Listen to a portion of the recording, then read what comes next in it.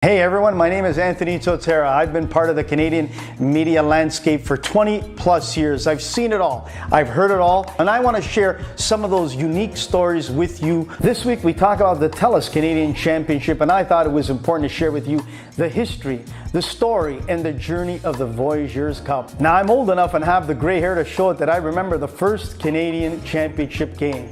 But there's also someone that was there that first day and the origins of the Voyageurs Cup, and that's Jake Cadigal. Now Jake is one of the original Voyageurs, and he was the one that contributed to this trophy, helped design the trophy, and brought it to life. Here's what he recalls of the opening cup days. A whole bunch of fans went online and said maybe they should get the CSA to set up a national competition amongst all the teams in Canada. So that's mainly USL Division 1, or at the time it's called the A-League. And one of my good friends, Dwayne Cole, who's from Winnipeg, which is where I'm from, basically spearheaded the campaign to set up a full-fledged championship. So we pulled all our monies way back in 2002. There's about 51 of us, Voyagers, we call ourselves Voyagers, contributed anywhere from $5 to $300.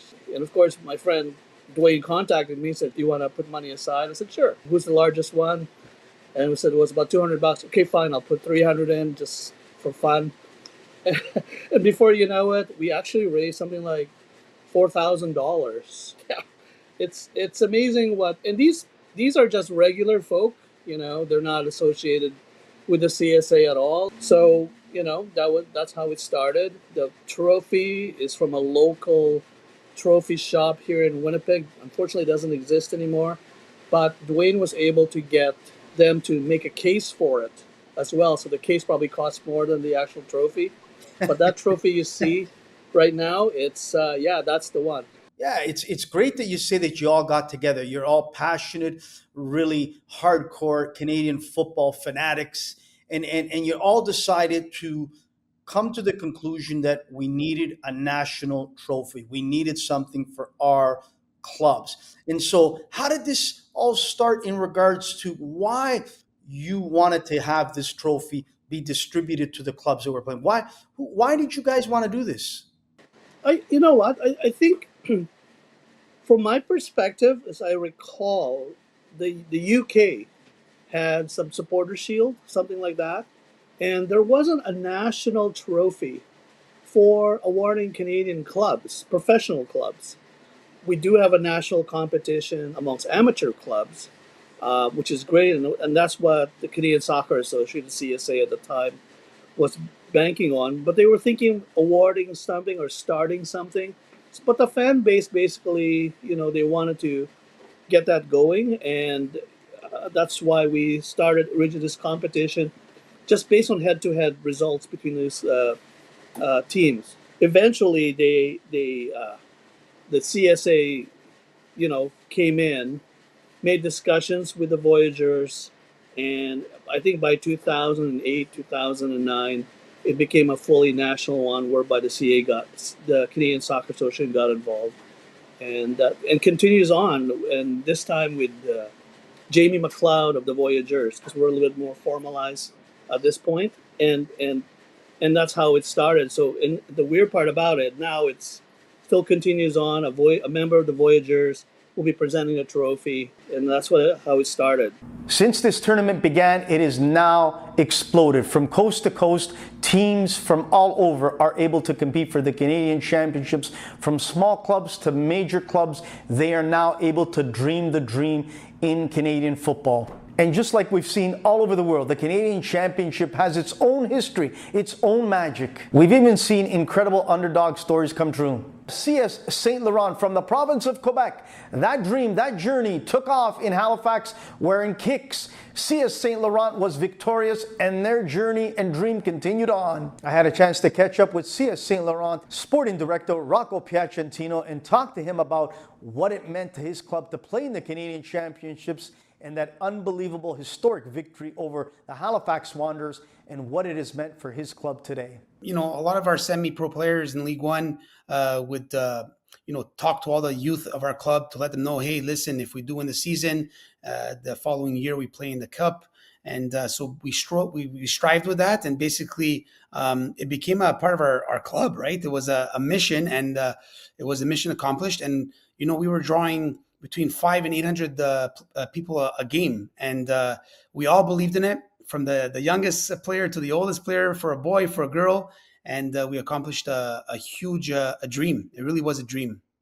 I got to tell you, Rock, I remember giving it the title, The Miracle on Grass. And Yeah. it was really the miracle on grass. And to me, what was very cool was your club. I'll never forget the social media, Twitter, tweeting out the reaction from your young supporters at your clubhouse there, jumping, screaming, celebrating the win. And it was, I mean, I got to tell you, it was wonderful. It just put a smile on my face to see, yeah, you know what? We're starting to understand the soccer culture a little bit here in Canada. Talk about that, where those kids with their parents were watching you guys in Halifax make history.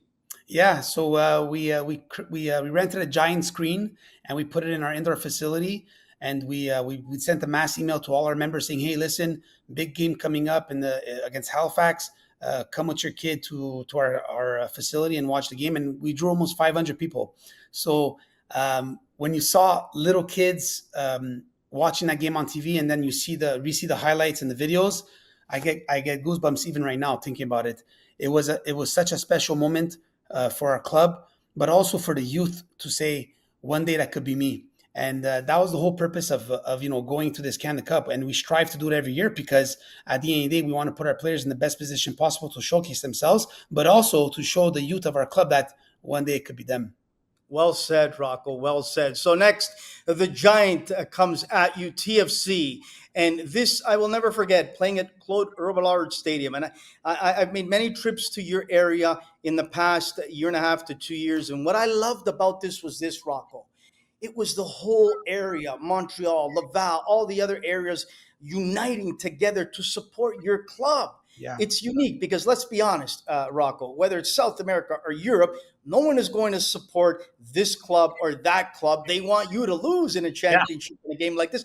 But you had supporters from Blainville, Longueuil. I can go on and on and on. They came to watch your club. How great did that feel knowing, hey, we've got the whole province of Quebec on our back and we're ready? You know what, Anthony? You couldn't say it better. We had 5 days to prepare for this game at Centre Claude, and I have a lot of soccer friends here in Montreal, and I made a lot of phone calls and said, "Hey, I know it's Saint-Laurent playing, but we're representing the province, and Soccer Quebec was very helpful in promoting it for us." And we drew over 7,000 people in a night that was a disaster of rain, wind, name it. And I saw people at that stadium that I haven't seen in years. So for me, like I said, it was such a great feeling to see players and parents from other clubs, like you mentioned, from all over the province, to come and support the local club that in that moment was representing the province. And one thing about Quebec is that, yes, of course, rivalries are rivalries, but when it's for a good cause, everybody puts their egos aside, and they came and support us, and it was a fantastic experience. Well, let's talk about that. What has it done today in 2025 as we sit here and your youth, your players in your club see that accomplishment? They've watched it over and over again. What does that do now for your players, your athletes in your club and all Quebec to say, you know what? Yeah, these dreams can happen and they can become a reality playing clubs like Halifax, playing TFC, maybe even CF Montreal. Has it sunk in? Do they understand now? And how have they elevated themselves to believing in this? Yeah, so I'll use Saint-Laurent as an example, but at us, it's about the whole. It's about the whole province, right? So we made other clubs believe that if they make the Canada Cup, they could also do it, right? It's about putting in the work. It's about putting in the effort, the passion, the love of your own club, and results come. And for us, like I said before, it was a magical moment for the club. And the thing is that you have to keep those standards, right? So we every year want to strive, like every other club, to redo that performance. Like FC Laval this year played against York. It was almost at halftime, it was 0-0, and then they didn't pan out to win the game, but they gave it their all. So I think every year you'll see the amateur clubs from all over Canada giving a run for the pro clubs money, for sure.